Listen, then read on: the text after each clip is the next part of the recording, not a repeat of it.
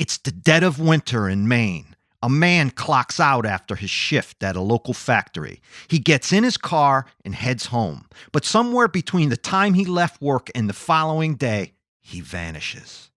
No indication of any trouble in his life. No note, no mention to anyone that he's unhappy. Then news surfaces of a mysterious stranger in his life as cops go in search of a girlfriend nobody seems to know he had. And for nearly 40 years, family, friends, and police are baffled by what happened next. My name is M. William Phelps. I'm an investigative journalist and true crime author. I've dedicated the past 20 years of my life to helping families of the missing and murdered. Join me. We're crossing the line.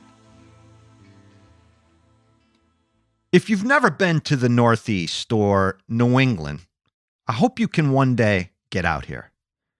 There are areas of Maine, Vermont, Connecticut, Massachusetts, Rhode Island, and New Hampshire that simply take your breath away. The mountains, the pine trees, lakes and streams, the small villages and towns with these incredible reminders of the colonial period everywhere you look. And I want to say right up front here that I will have very soon a bona fide Mainiac, or rather Mainer, with a totally Maine podcast called Murder, She Told, as my guest this week. And I just love the title of this podcast. And I love the podcast. And trust me on this, she knows more about this week's case than any other human being, I think, including law enforcement.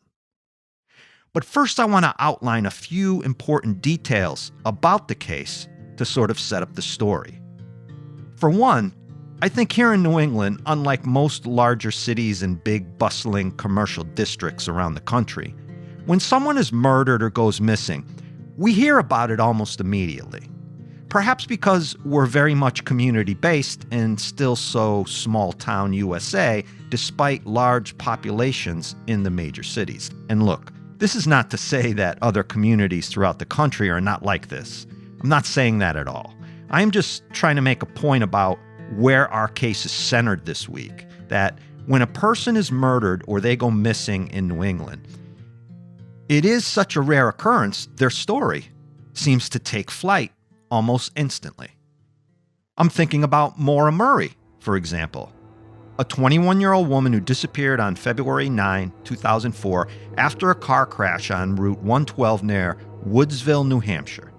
That case is 20 years old and still garners headlines and causes arguments with all sorts of wild speculation and discussion on social media. Epping Road in Exeter, New Hampshire, which is a 2-hour-plus ride, incidentally, south of Woodsville, where Maura went missing, runs north to south.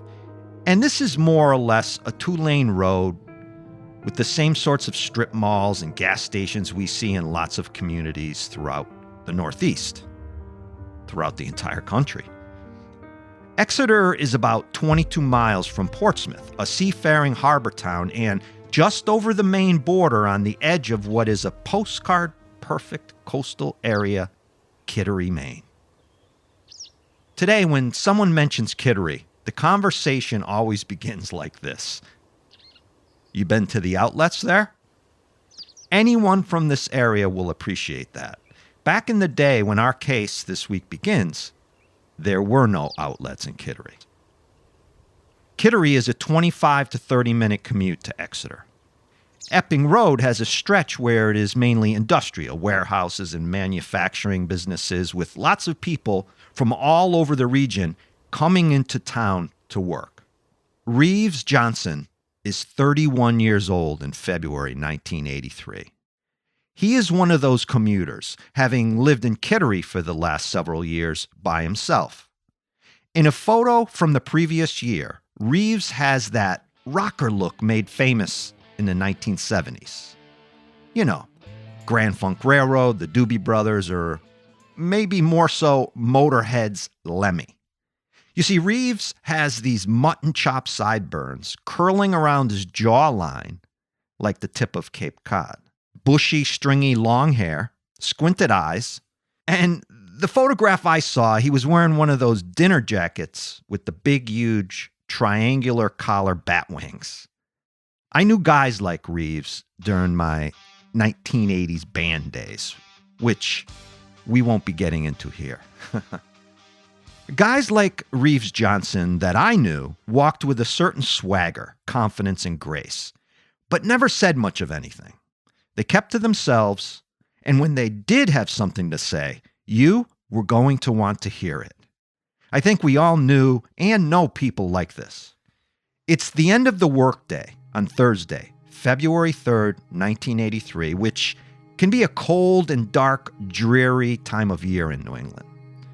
Reeves is a welder at Donnelly Manufacturing, located in the Epping Industrial Park in Exeter.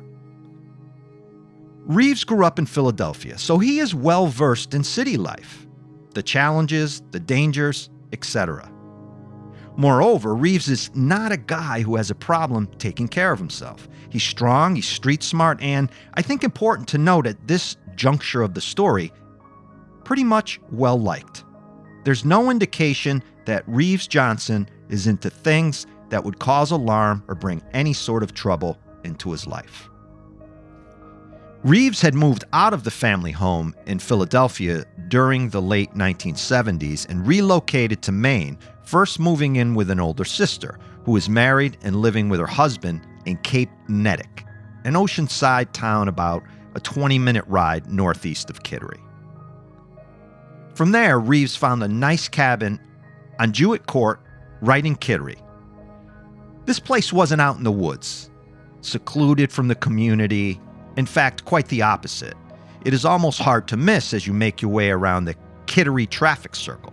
So I don't want to give the impression that Reeves Johnson was this loner who favored living off the grid in a Maine cabin. That is not the case here.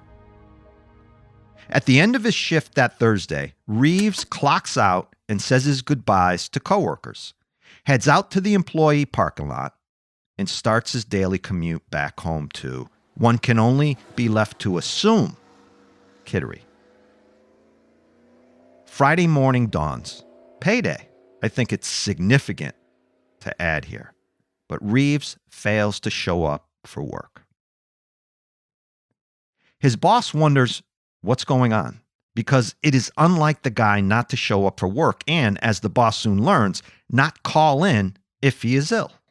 Plus, there is that other incentive I mentioned, money, his paycheck. There would be some talk later, and look, I want to emphasize the word talk, that Reeves quit his job, which would give him a good reason for not showing up that Friday. But nobody could ever confirm that. He hadn't told anyone if he did. One investigator looking into the case years later observed that because the turnover rate in blue-collar jobs was so high, Reeves not showing up and/or calling in might have given the impression that he quit. And so that rumor, we will call it, latched onto the narrative of the case. Perhaps this is a great spot for me to interject some experience. These sorts of unconfirmed, seemingly unimportant facts can sometimes muck up a case if they become attached and don't get sorted out. If Reeves Johnson quit his job, well, that becomes a huge fact in this case, a clue. If he didn't quit, that is just as important. So you see, even the seemingly insignificant details of a case become really important. So that is the setup of this case. And before I get too far into what happens next, I want to introduce fellow New Englander and podcaster Kristen Seavey, who, without any doubt, knows this case better than anyone and has truly done her homework and research. I highly respect the work that Kristen is doing. Kristen, I appreciate you joining me on Crossing the Line. And can you first talk to me about what you do actually and how you came across Reeves Johnson's case? So you mentioned that you're very familiar with a lot of the cases in New England. I am too, especially the cases in Maine. And in 2021, I got a Google alert for a case in Kittery. I'd never heard of his name before. His name was Reeves Kemp Johnson III. And I was like, who is this? What is this? So it was from Seacoast Online, and I read it and I just became fascinated. There's a couple of photos that really piqued my interest. And I was like, this case is perfect for Murder, She Told. Like, they are putting it out there to find information. And that's what we specialize in, helping get these cases out there to a new audience. So I reached out to Brian Kummer. He is the detective on the case in Kittery. And I was just like, my name is Kristen, Murder, She Told, etc. And he was like, yeah, you want to come down and see the case file? And I've never heard that before. So I was like, yes. That is so great to hear. When law enforcement runs out of people to interview and no new information is coming in, inviting a qualified journalist with integrity like Kristen to come in, well, that can yield big results. We've seen it happen before. And I was just thinking that we were going to produce a regular episode, which, like after you work on an episode, like it kind of tapers off. And slowly over time, this morphed into a very, very collaborative working relationship with the Kittery police on this case.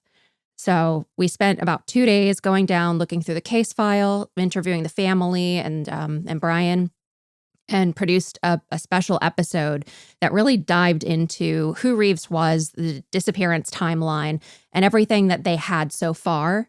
With fresh eyes and this deep dive Kristen took, little pieces of information began to stand out, starting with who Reeves really is.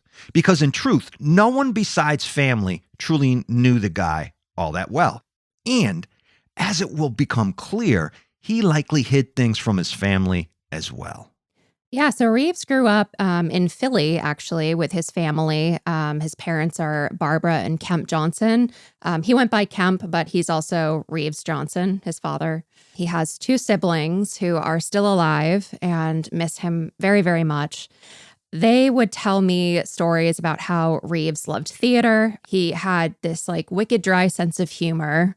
That's a quote from them. You got some New England wicked in there. His brother Hugh said that he had quiet zingers. So he would be sitting at the table. His father really tried to push conversation at the table, like thought-provoking. Like if you said you didn't agree with an opinion, it wouldn't just end there. He would be like, okay, why? Like, why don't you agree with that? So I think that the kids really grew up thinking outside the box and just like a deeper sense of the world. So he was a very deep thinker and loved long discussions and stuff like that. He loved to read. So he was very philosophical and liked anything that really challenged his thinking. So what I'm hearing is this quiet, reserved guy liked to keep to himself, reads thought-provoking material, and importantly, is from a loving and caring close-knit family. These are vital clues within what happens over the course of a few days after Reeves vanishes, which Kristen and I will get into right after a short break.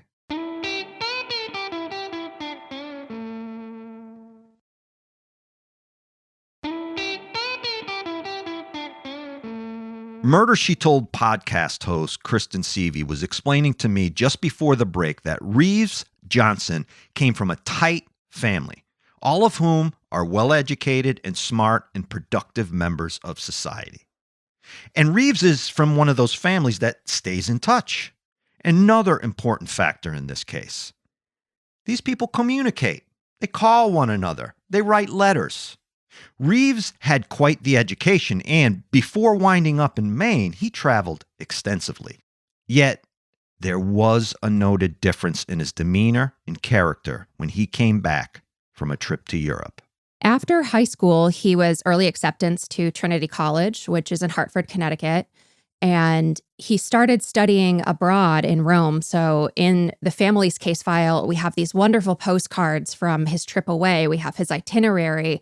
And, he was really loving exploring the world, but something happened. He came back and he was changed. And it wasn't like a psychological change. It was a physical change. He unknowingly had hypoglycemia, which is a blood sugar disorder. And this is kind of when it started happening. So his grades started dropping off. Nobody really understood what was happening with him. He had to drop out of school. He was sleeping for, most of the day. He just was not feeling good. And they couldn't figure out what was wrong with him. So they took him to psychologists, to doctors. He eventually moved back with his family in Philly because that was just the best place for him to be at that time. And at the time, they didn't really know what hypoglycemia was. That wasn't really a diagnosis. So some of the doctors were just like, well, is he on drugs? Is he depressed? I'm sure he was, because this is such a pivotal time in your life and you have this thing that is completely taking over everything. By the late 70s, more was known about Reeves's condition, and with dietary changes, he and his family were able to get it under control and treat it. With that, Reeves was eager to take his life back, and that included a change of scenery and people. I think a lot of us can relate. You face a challenge in life. You want to start fresh. His sister, Sally, was living in Cape Connecticut in Maine. And so he moved up to the Kittery, York area, which that area of Maine, it's like a cluster of small towns that are all kind of like connected, like within 20 minutes of each other. So it's just the seacoast, Maine, New Hampshire area. Reeves is in his late 20s now, in Kittery, his sister close by, but he is living independently for what is the first time in his life.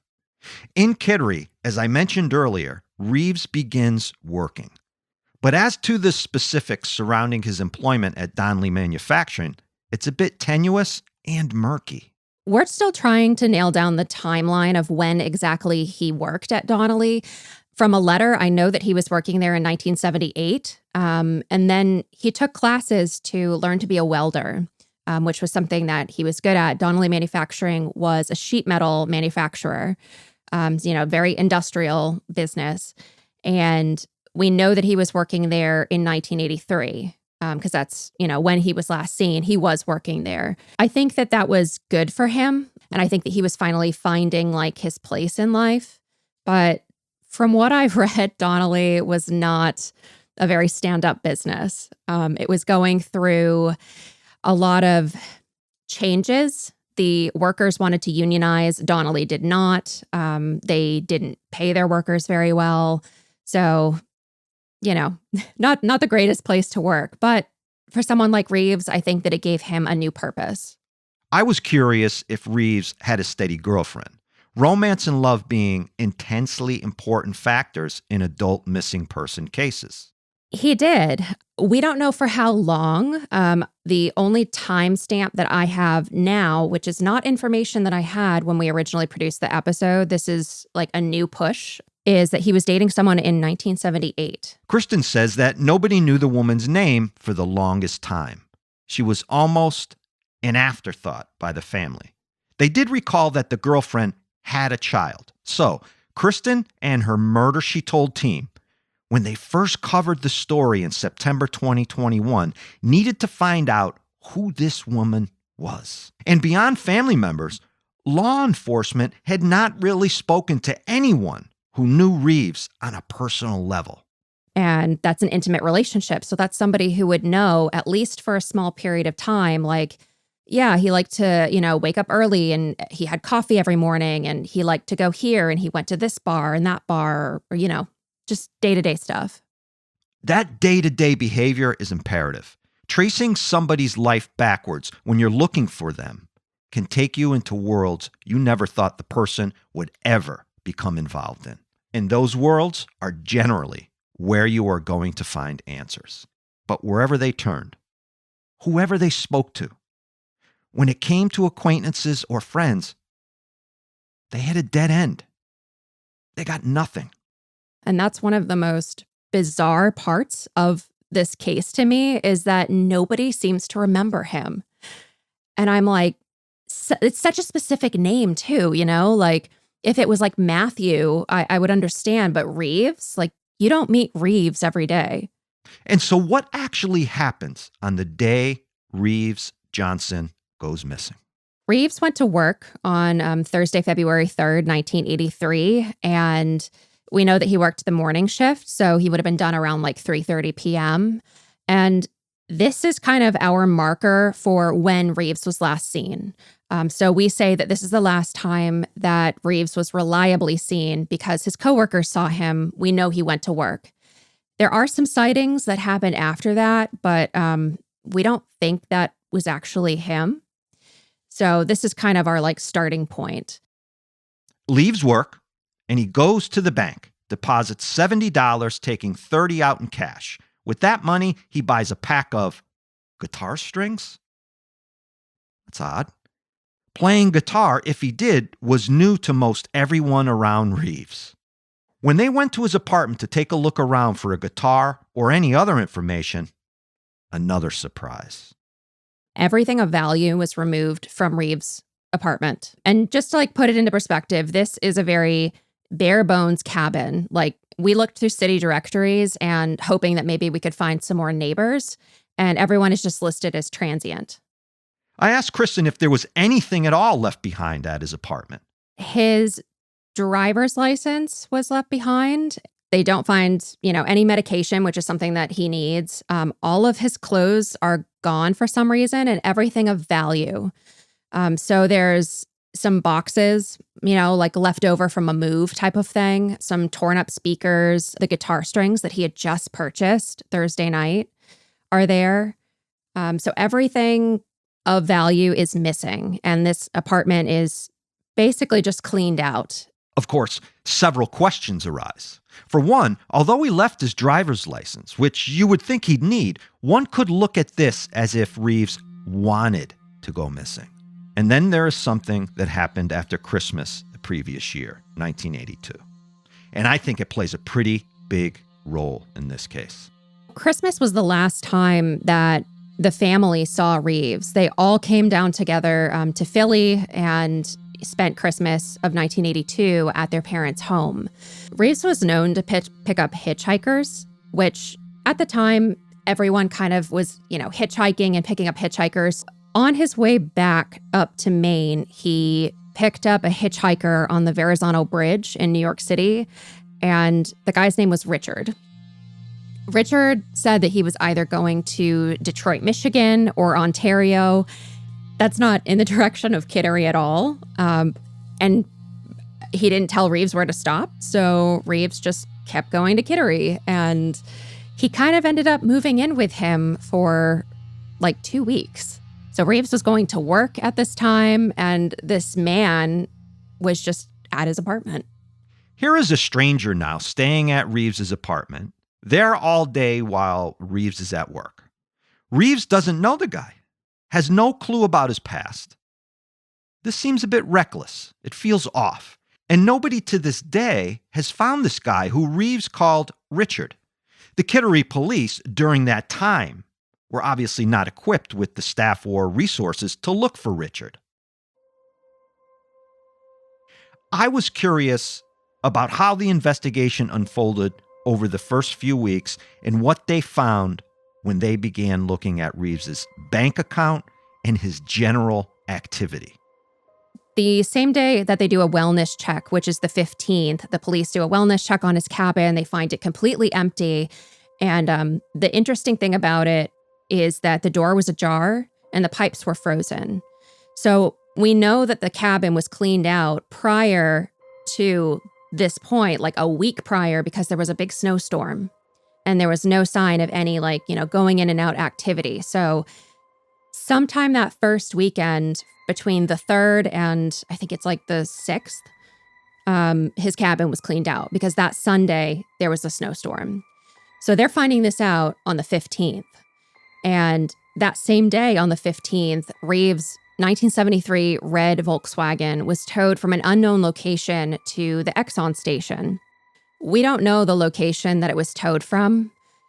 That would be, I think, key because it might be outside, someone's apartment house. On the 21st, somebody tried to pick up the car from the Exxon. They attempted to pay by check, but the mechanic refused the payment, so they left. I think it's really interesting that they tried to pay by check, which, I know that it's also very common, so it doesn't necessarily mean anything, but to me, I'm okay, his checkbook was being used at this point.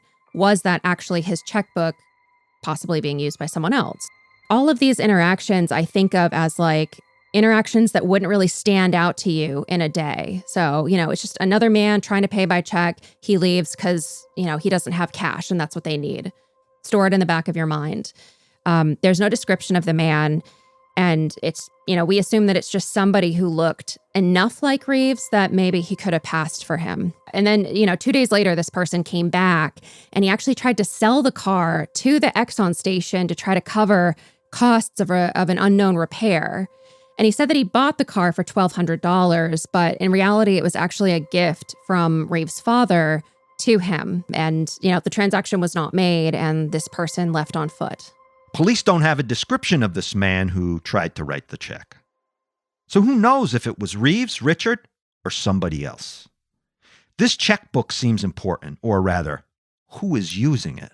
At this point, the checkbook was being used like either every day or every other day to buy very large out-of-character purchases. So let's say that this is a man who's decided that he's going to go off the grid somewhere. He needs money. And his checkbook bought like what would be $200 twice worth of groceries from a grocery store that wasn't his normal grocery store. He bought 2 thermal underwear from Daymart, which at the time was a very popular like outdoor, outerwear, underwear store. Very expensive.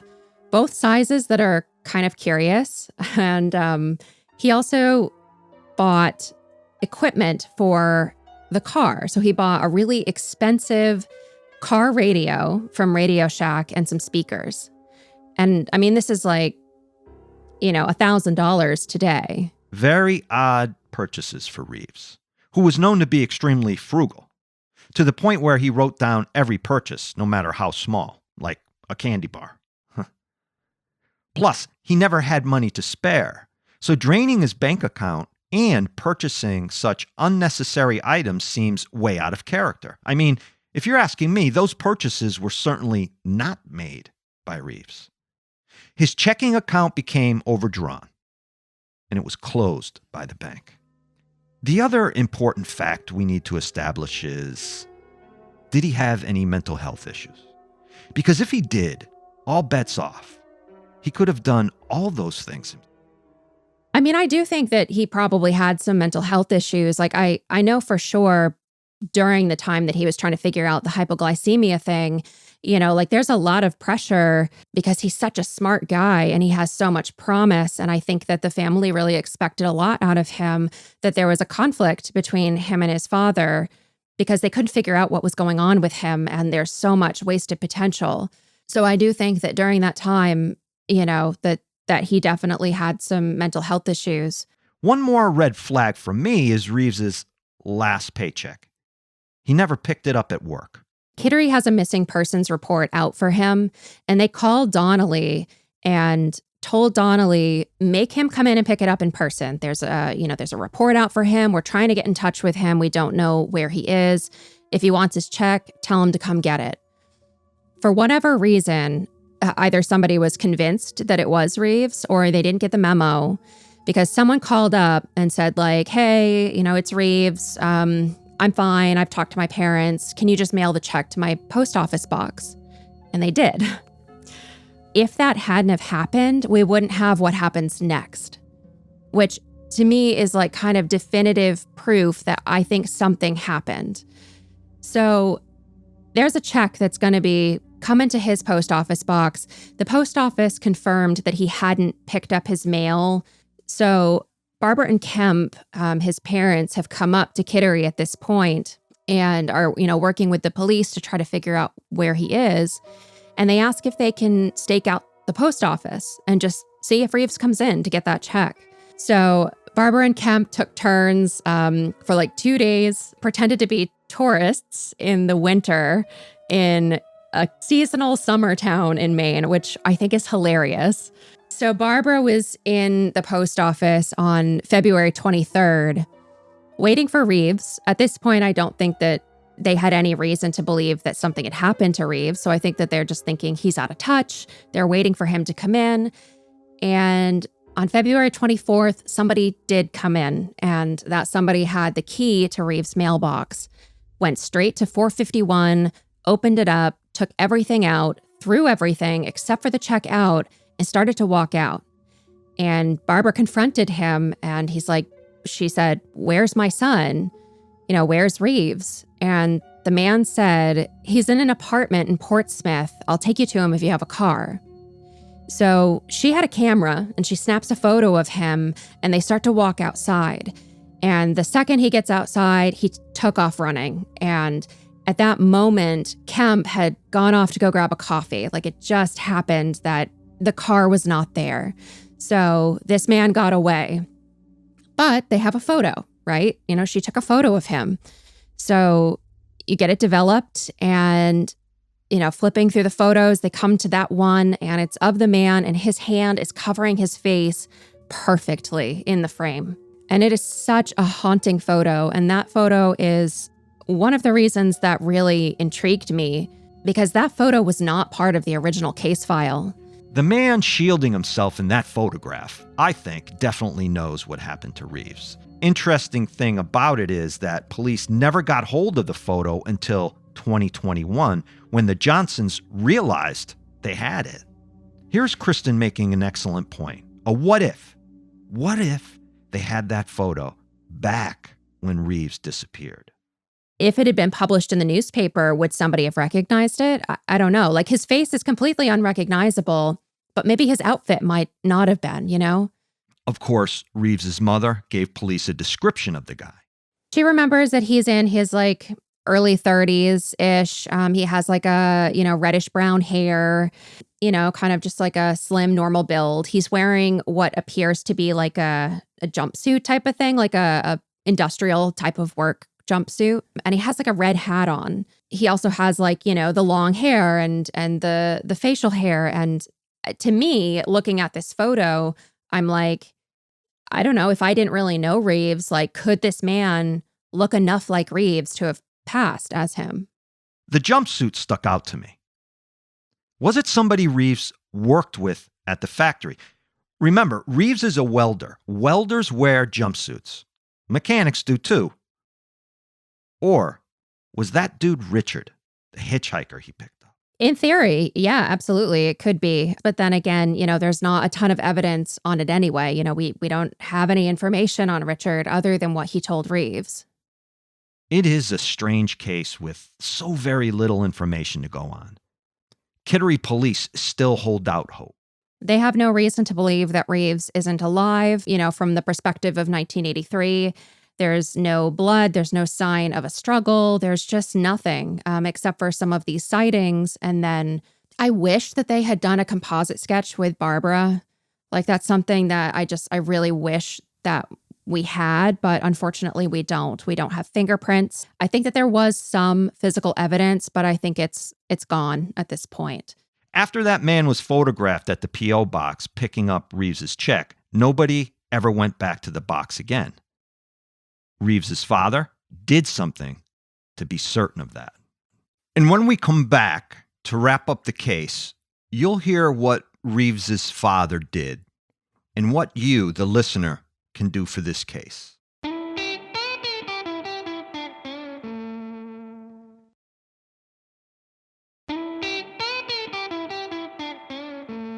That P.O. box Reeves Johnson had seemed to be a focal point of the investigation at one time. Someone had been visiting it. So Reeves's father did something in order to find out if this unknown person ever came back. He wrote a letter and sent it to Reeves with a $50 check in it and sent it to the mailbox, and they found it sitting in the mailbox unopened. So after that point, nobody came back to get any more mail from that box. I think what's clear here is that Reeves is gone. Where he is anybody's guess. Reeves needed medication, and his social security number hasn't been used since 1983. So this is from a modern perspective, but from back then, it just went cold. One of the big missing links in the case for me is that there were no formal interviews conducted with everyone Reeves worked with, which I think would have produced a lot of information and possibly an answer. Part of this is the era and the place. Small town Maine, small police department. And that is nobody's fault. It's just the reality of the situation. Detectives just did it different back then. Like we have a lot of notes that are like, talk to John, he didn't really have much to say. Talk to Roger and asked him some questions. He didn't know anything.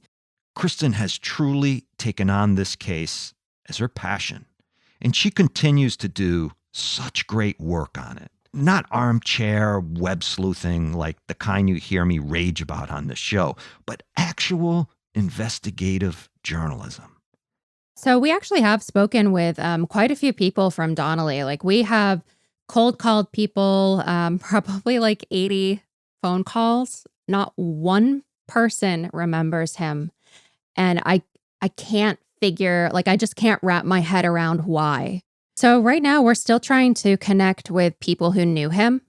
That's really our biggest gap because we just don't have, the only thing that we have about his time in Maine is what he told his parents in the letters and what his siblings remember. At this point, it's been 40 years. There is no Social Security activity. And Reeves kept in touch with his family. Reeves' sister was like, he would have never have done that to our mother. That is such a great point. When I researched this case, the thing that stood out to me immediately was the love between Reeves and his mother, which is telling within the investigative part of it. Would he just take off and not say anything to his mother? No way. Man, she did not stop looking for him. It just breaks my heart that, she passed without knowing what happened to her son. We have an entire box of all of his stuff from the family, like photos, tax records. She basically tried to do her own investigation, and it breaks my heart. She did give her DNA in 2009, which is great. So we have DNA on file, and we also have dental records. So every once in a while, if a doe pops up, we'll try to cross-check it because why not? And so we are doing that, but we are offering a $6,000 reward for information. And also, we have found 2 new bits of information. While we were looking through some of the dispatch logs, we came across a dialogue between the surrounding area, the local police departments and Kittery's dispatch. And when Reeves' dad reported him missing, Kittery reached out to these police departments to see if they had any information on him, anything on file. And one of them reported back that he had a York address in 1981, and he was working at Borderline Restaurant as a dishwasher. That sounds like something that we can't do anything with. It sounds like it's so small. But for a case like this, where we've called to the IRS, we've called, Brian's called the FBI, everyone branches out and there's no records. Little bits of information like that are so key because it opens up new potential coworkers who might remember him. It only takes one thread to connect an entire case. It could feel small or insignificant, but something like finding out where he once worked that nobody knew about could open up an entire vein in the case. And sure enough, this seemingly tiny bit of information throws a wrench into one part of Kittery PD's early inquiry. It definitely adds some confusion to that Donnelly timeline because our understanding is that he was indeed working there from 1978 until 1983. So I don't know, was he just doing this for extra money? What was that situation? This is where you, the listener, can help. And remember, there is a $6,000 reward here. Instead of just finding people who knew him, we want to find people who worked at Borderline in 1981. This next piece of information is critical, I believe. If anyone can help locate this person, it could solve this case. And we also have another bit of information that is just something that felt so good. And, we talked about the girlfriend and we didn't have her name. And that was something that for a year and a half we were trying to find. So if you listen to the original episode, that's part of my call to action. Are you the woman? Do you know anyone who maybe dated Reeves? So we came up with the idea to digitize some of the records because at this point, nothing was scanned. We wanted to look through some of those to see if maybe there were other perpetrators in the area or crimes that maybe stuck out to us. So we spent 2 days in February. It was freezing cold in that room. And it was me, Byron, who also works on the show, and Detective Brian Cummer. And Byron and I scanned everything. Literally, it was midnight on day 2. It was just Byron and I, and the very last thing that we scanned was a letter. And that letter was from 1978 from Reeves to his mom, and he said the girlfriend's name, and it's Cheryl. Those moments are what we live for in cold case work, investigative journalism. It makes all those nights inside a dark basement, smelling the dust, sneezing, coughing, worthwhile. It just felt like if this was a movie, that would be like a huge moment in the movie. It just felt like all of this work, all of this effort, like there is stuff out there. We just need to find it. This is a piece of information that we've been searching for almost 2 years. And there it was in the bottom of a box. So the goal is to find Cheryl. All they have is a first name and a few facts. Cheryl's name is spelled Cheryl.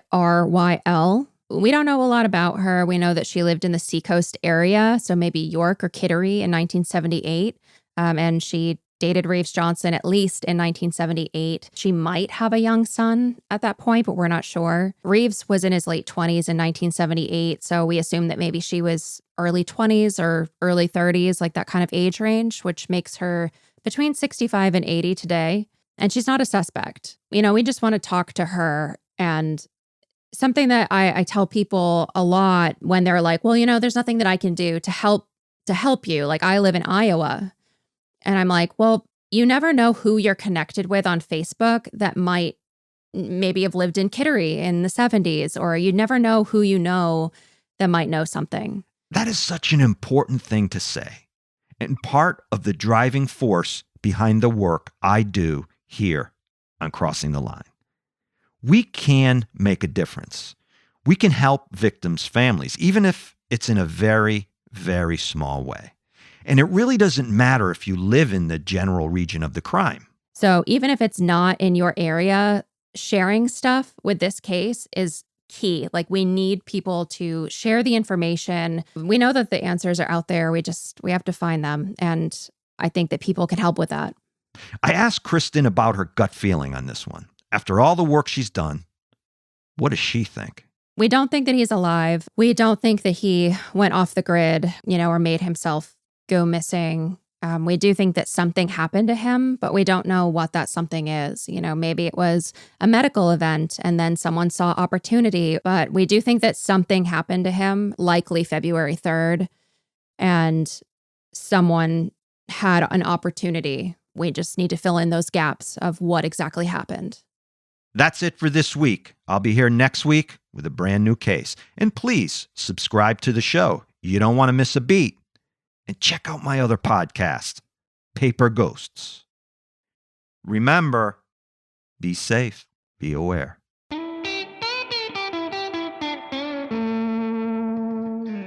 Sourcing for today's episode is mainly my interview with Murder, She Told host Kristen Seavey in the documents section of her website.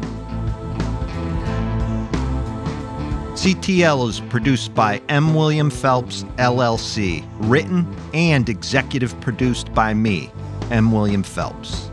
Audio mastering and mixing by Matt Russell.